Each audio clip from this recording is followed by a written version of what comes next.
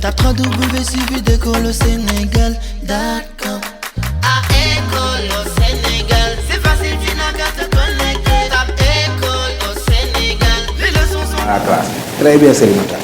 Maintenant, comme j'ai 2 méthodes butan, 3 all, je vais chercher le 3 méthodes.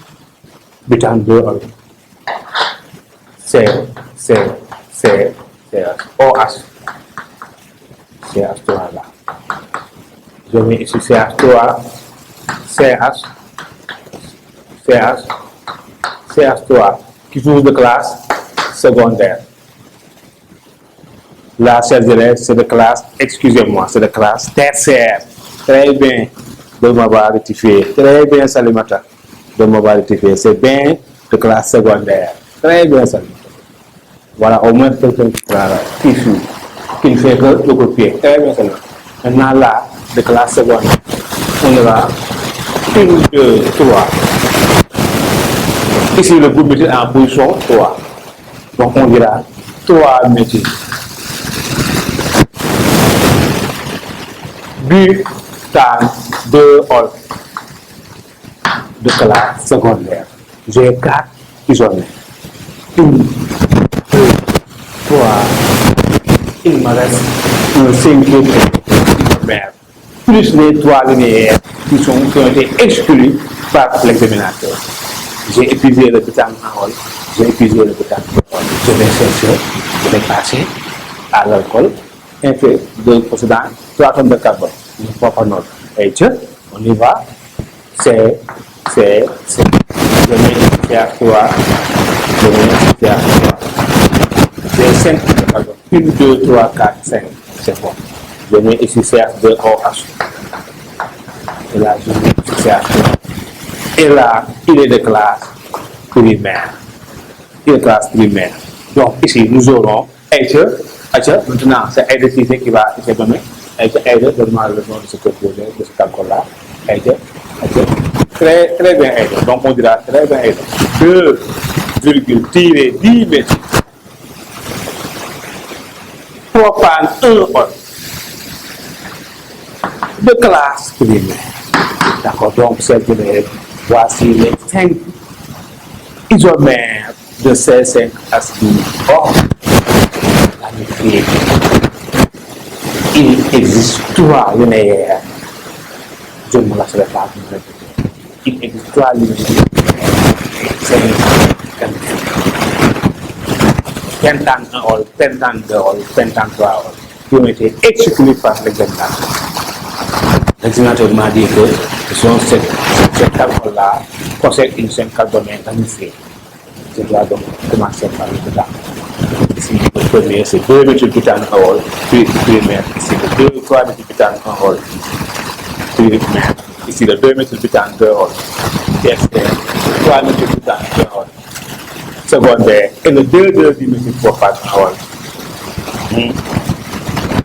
Et là, l'examinateur, pour identifier un des isomères parmi d'autres, il va passer à l'oxydation. Il va passer à l'oxydation. Donc, maintenant, supposons qu'il vous dit que un des isomères ne subit pas d'oxydation.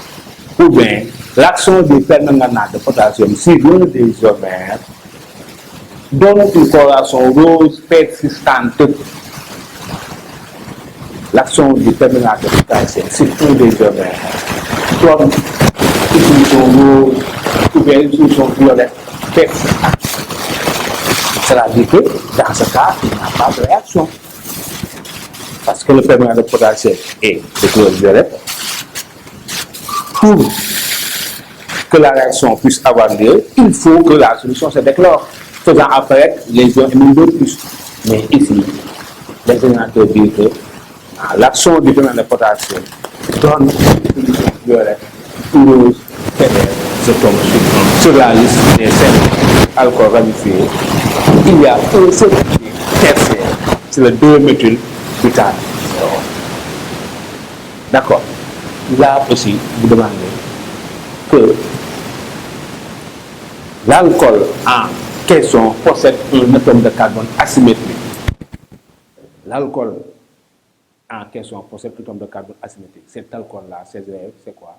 Ce n'est rien d'autre qu'un atome de carbone asymétrique, c'est un atome de carbone lié à 4 atomes ou groupes d'atomes différents. Maintenant, regardez-moi cet alcool-là. Ce carbone-là, il est bien asymétrique. Il est lié à un CH3, à un H, à un groupe éthyle et à CH2OH.